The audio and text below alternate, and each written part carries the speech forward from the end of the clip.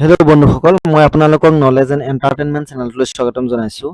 আজি আমি এই ভিডিঅ'টোৰ জৰিয়তে কেনেকৈ আমি বাইকৰ বা গাড়ীৰ NOC খন আমি মোবাইলৰ জৰিয়তে ডাউনলোড কৰিব পাৰোঁ। আমি মোবাইলৰ পৰাই ডাউনলোড কৰি ল'ব পাৰোঁ। আমি ক'লৈকো যাবৰ দৰকাৰ নাই। কোনো ডিলাৰলৈ আমি নোযোৱাকৈ আমি মোবাইলৰ জৰিয়তে NOC খন ডাউনলোড কৰি ল'ব পাৰোঁ। কেনেকৈ কৰিব পাৰোঁ মই এই ভিডিঅ'টোৰ জৰিয়তে আপোনালোকক দেখুৱাই যাম। আপোনালোকে যিহেতু আমি গাড়ী বা বাইক যেতিয়া আমি ইনষ্টলমেণ্টত কিনো EMI দিওঁ, আমি তেতিয়া দি থকা অৱস্থাত আমাৰ যিখন RC ৰেজিষ্ট্ৰেশ্যন চাৰ্টিফিকেটখন আমাৰ যিটো ফাইনেন্সৰ লগত আমাৰ বাইকখন আমি ইনষ্টলমেণ্টত আনো, সেই কোম্পানীটো ধৰি লওক L&T ফাইনেন্স বা বাজাজ ফাইনেন্স, সেই RC খনত সেই ফাইনেন্সৰ নামটো থাকে। তেতিয়ালৈকে আপোনাৰ সেই মানে গাড়ীখনত যিহেতু লোনত থাকে, লোন এটা থাকে বুলি সেইটো মানে প্ৰকাশ কৰে RC খনত যদি তেনেকৈ থাকে।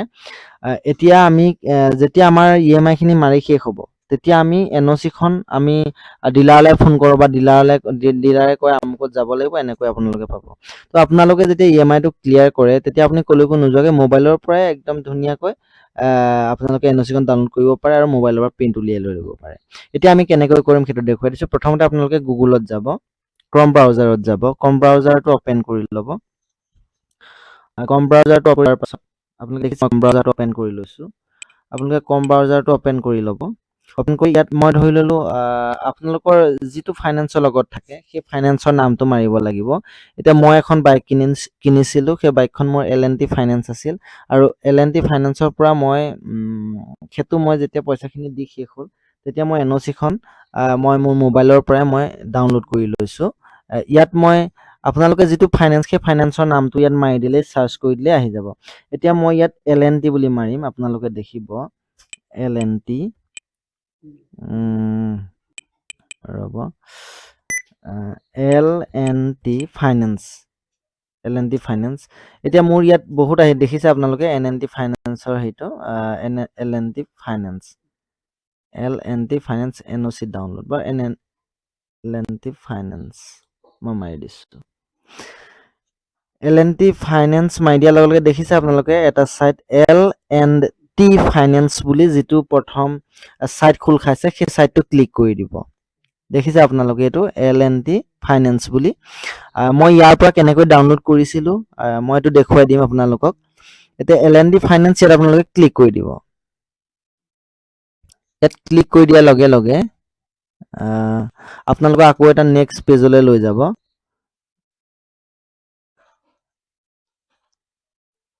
অতি সহজতে মোবাইলতে আমি কেইছেকেণ্ড মানৰ ভিতৰতে আমি NOC খন ডাউনলোড কৰিব পাৰোঁ।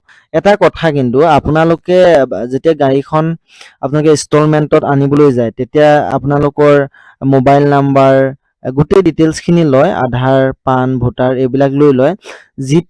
কিন্তু আপুনি মোবাইলৰ জৰিয়তে যদি ডাউনলোড কৰিব বিচাৰে, তেনেহ'লে আপোনাৰ মোবাইল নাম্বাৰটো কিন্তু ৰেজিষ্টাৰ থাকিব লাগিব L&T ফাইনেন্সত, নিশ্চয় থাকিবই। খালি আপুনি সেই মোবাইলটোৰ জৰিয়তেহে আপুনি ডাউনলোড কৰিব পাৰিব। যদি আপুনি L&T ফাইনেন্সত দিয়া যিটো মোবাইল নাম্বাৰ দিছিলে, যদি সেইখন চিম চলোৱা নাই, তেনেহ'লে নোৱাৰিব। যিটো নাম্বাৰ আপোনালোকে দিছিলে প্ৰথম গাড়ীখনতে, সেই নাম্বাৰটোৰ জৰিয়তে আপোনালোকে উলিয়াব পাৰিব। এতিয়া আমি কেনেকৈ ডাউনলোড কৰিম মই দেখুৱাই আছোঁ আপোনালোকক।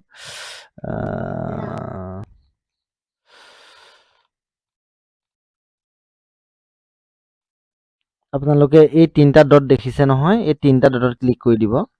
ক্লিক কৰি দিয়াৰ লগে লগে দেখিছে এইফালে আপোনালোকক কাষ্টমাৰ ছাপোৰ্ট বুলি এটা আছে, এইটো কাষ্টমাৰ ছাপোৰ্ট একেবাৰে তলত আছে, কাষ্টমাৰ ছাপোৰ্টত মাৰি দিব। মাৰি দিয়াৰ লগে লগে দেখিছে কাষ্টমাৰ চেল্ফ হেল্পত ক্লিক কৰি দিব।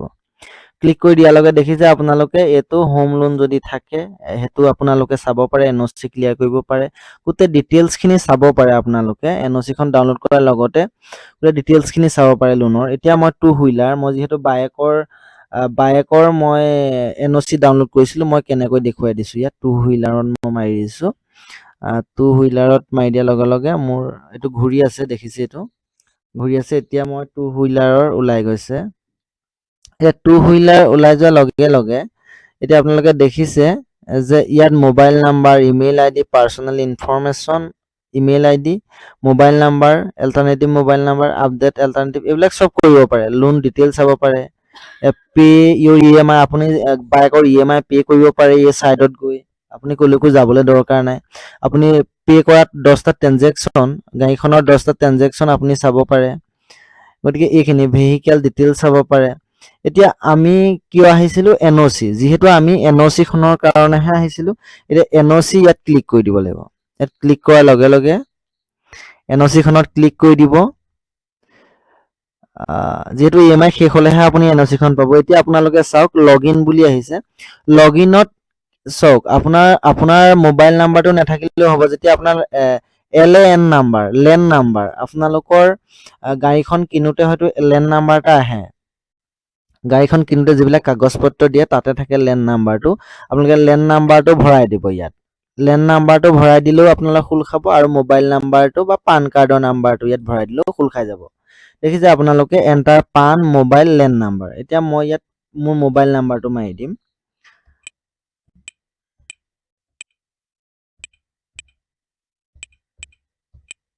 আপোনালোকে দেখিছে মোৰ মোবাইল নাম্বাৰটো মই মাৰি দিলো, ইয়াত এণ্টাৰ কৰি দিছো, কৰি মই গেট OTP, মানে মই ইয়াত মাৰি দিয়াৰ লগে লগে মোৰ মোবাইল নাম্বাৰলৈ এটা OTP আহি যাব। OTPটো ভৰালে মই বাকীখিনি চাব পাৰিম। এতিয়া মোৰ মোবাইললৈ এটা OTP আহি যাব। এণ্টাৰ OTP হিয়াৰ বুলি দেখাইছে। যিহেতু মোৰ মোবাইললৈ এটা OTP আহি গৈছে, OTPটো আহিছে, মই এতিয়া OTPটো ইয়াত ভৰাই দিম। OTPটো আহিছে 750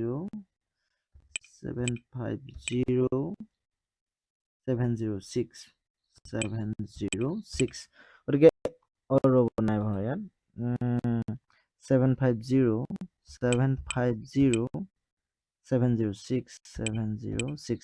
এতিয়া মই OTPটো ইয়াত ভৰাই দিছো। দেখিছে আপোনালোকে, মই এতিয়া প্ৰচেড কৰি দিছো।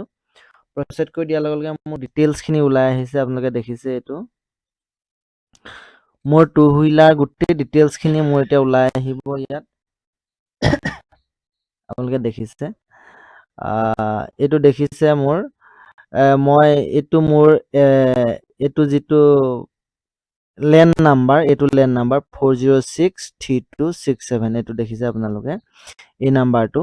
এতিয়া মই চেংচন এমাউণ্ট, মই লাষ্টত যিটো এমাউণ্ট দিছিলো সেইটো, এইটো দেখিছে, এইটো ক্ল'জ হৈ গ'ল। মোৰ ষ্টেটাছটো ক্ল'জ আছে।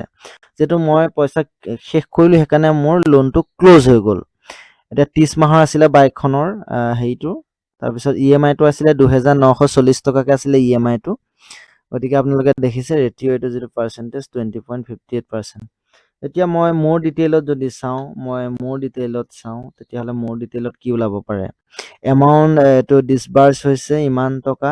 ফাৰ্ষ্ট ইনষ্টলমেণ্টটো আছিলে 3 ছেপ্টেম্বৰৰ পৰা, আৰু শেষ আছিলে 3 ফেব্ৰুৱাৰী 21। মানে 3 বছৰৰ যিহেতু গাড়ীখন মই EMI লৈছিলো, যদি EMI-টো মই একেচোতে দি দিছিলো, একেচোতে পইচাখিনি দি দিয়াৰ কাৰণে কেইমাহমান চলাই, সেইকাৰণে মোৰ লোনটো ক্ল'জ হৈ গ'ল, আৰু মই NOC খন পাই গ'লো। এতিয়া আপোনালোকে চাওক, দেখিছে চিলেক্ট পাৰপ'জ ফৰ NOC।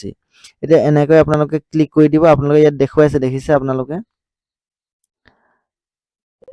এইখিনি গোটেই ৱেবছাইটখিনি দেখাইছে NOC। এইটো পে নাও, মানে NOC। এতিয়া দেখিছে আপোনালোকে, ইয়াত ক্লিক কৰি দিব। ইয়াত ক্লিক কৰি দিয়াৰ লগে লগে আপোনালোকে ইয়াত দেখিব RTO, এইটো দেখুৱাইছে, এইটো দেখুৱাই অৰ্ডাৰ ৰিমুভ, এইখিনি চিলেক্ট NOC। এতিয়া যিহেতু মোৰ এটা কথা হৈ গ'ল, মই ইয়াত 3বাৰ, আচলতে আপোনাক ফ্ৰীকে 3বাৰহে দিয়ে। আপুনি 3বাৰ এনেকৈ গুগলত গৈ ডাউনলোড কৰিব পাৰিব, 3বাৰ পাৰিব। আৰু যদি 4 নম্বৰ বাৰ আপোনালোকে ডাউনলোড কৰিব, আচলতে এবাৰ ডাউনলোড কৰিলেই হৈ যায়। মই যিহেতু 3বাৰ ডাউনলোড কৰি দিছিলো, এনে আহি ডাউনলোড কৰি দিছিলো 3বাৰ, সেইকাৰণে মোক কি বুলি কৈছে পাছলৈ চাওকচোন এবাৰ। এইটো কি বুলি কৈছে চাওক, if you still wish to download the NOC, এইটো দেখিছেনে, মিনিমাল এমাউণ্ট অফ ৰিস্ক 295 টকা পেইড কৰিব লাগিব। এই কাৰণে কৰিব লাগিব, মই 3বাৰ কৰিলো ফিয়ত, আৰু 3বাৰ পাছত যদি মই ডাউনলোড কৰিবলৈ যাওঁ, তেনেহ'লে মই 295 টকা দিলে, ইয়াত পে কৰিলে মই আকৌ ডাউনলোড কৰিব পাৰিম।